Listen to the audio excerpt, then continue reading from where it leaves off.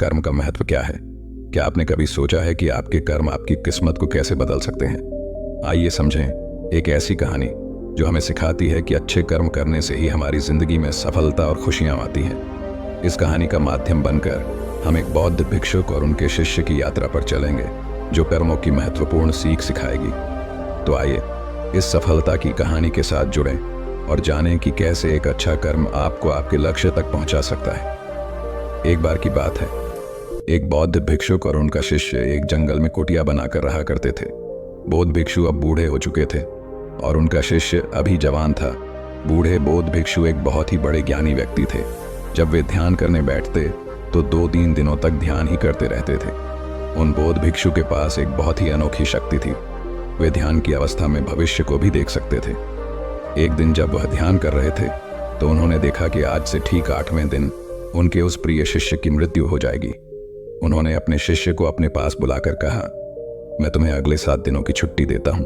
तुम इन 7 दिनों के लिए अपने घर रहकर आ सकते हो। शिष्य ने खुशी से कहा, गुरुजी आप धन्य हैं। मेरा पिछले कई दिनों से अपने घर वालों से मिलने का मन कर रहा था। उसने मुस्कुराते हुए कहा। गुरु ने कहा, ठीक है तो अब तुम जा सकते हो, लेकिन याद रखना कि 8वें दिन की शाम होने तक तुम्हें यहां वापस पहुंचना है। शिष्य ने सर हिलाते हुए कहा, ठीक है गुरुवर। इसके बाद शिष्य ने गुरु का आशीर्वाद लेकर पहाड़ी से नीचे उतर गया, बिना यह देखे कि गुरु की आंखों में अपने शिष्यों को खोने का दर्द था। शिष्य के गांव के रास्ते पर एक नदी पड़ती थी। उस नदी के किनारे चींटियों का एक पहाड़ी था जहां लाखों चींटियां थीं। उनमें से कुछ चींटियां लगातार पहाड़ी के अंदर जा रही थीं और कुछ बाहर आ रही थी, जिसमें से कुछ चिट्ठियां एक दूसरे से टकरा जाती और फिर अपना रास्ता बदल लेती। यह सब देख उस शिष्य को बड़ा आनंद आ रहा था। वह कुछ देर तक वहीं खड़ा होकर उन चिट्ठियों को देखता रहा था और फिर अचानक उसका ध्यान नदी की तरफ गया। उसने देखा कि नदी का पानी धीरे धीरे बढ़ रहा है, जिससे उठने वाली लहरें चींटियों के पहाड़ी के पास तक पहुंच सकती हैं, जिसकी वजह से ये लाखों चिट्ठियां बेवजह मारी जाएंगी। यह सोच उसने तुरंत ही अपने ऊपर के कपड़े उतारे और उसमें मिट्टी भरकर चिट्ठियों के पहाड़ी के चारों तरफ एक घेरा सा बना दिया। साथ ही उसने बड़े ही कलात्मक तरीके से मिट्टी को काटकर एक छोटी सी नाली बना दी, ताकि लहरों से आने वाला पानी नाली के माध्यम से वापस नदी में चला जाए। इसके बाद वह नदी पार कर अपने घर चला गया। घर पहुंचने के बाद उसके 8 दिन कब बीत गए उसे पता ही नहीं चला। 8वें दिन उसे याद आया कि आज शाम तक तो गुरु ने आश्रम में वापस लौटने का आदेश दिया था। उसने उस रात ही अगले सुबह आश्रम के लिए निकलने के लिए सारी तैयारी कर ली थी। सुबह होते हुए शिष्य आश्रम के लिए निकल पड़ा। उसे उम्मीद थी कि वह शाम होने से पहले आश्रम वापस पहुंच जाएगा। शाम हो चुकी थी। ये गुरु आश्रम में बैठे बैठे ये सोच रहे थे कि आज तो 9वां दिन है, अब तक तो मेरा से इस दुनिया को छोड़ चुका होगा। वह इस बात से काफी दुखी थे कि वह मरने से पहले आखिरी बार अपने शिष्यों को देख ना सके।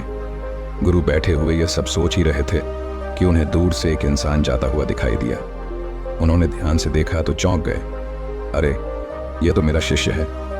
गुरु ने दौड़कर शिष्य को गले लगा लिया, लेकिन वह इस बात से अचंभित थे कि 8 दिन बीत जाने के बाद भी अब तक शिष्य जिंदा कैसे हैं। गुरु ने शिष्य से कहा कि यहां से जाने के बाद तुमने जो कुछ भी किया है मुझे बताओ। तब शिष्य ने चिड़िया वाली कहानी गुरु को सुनाई।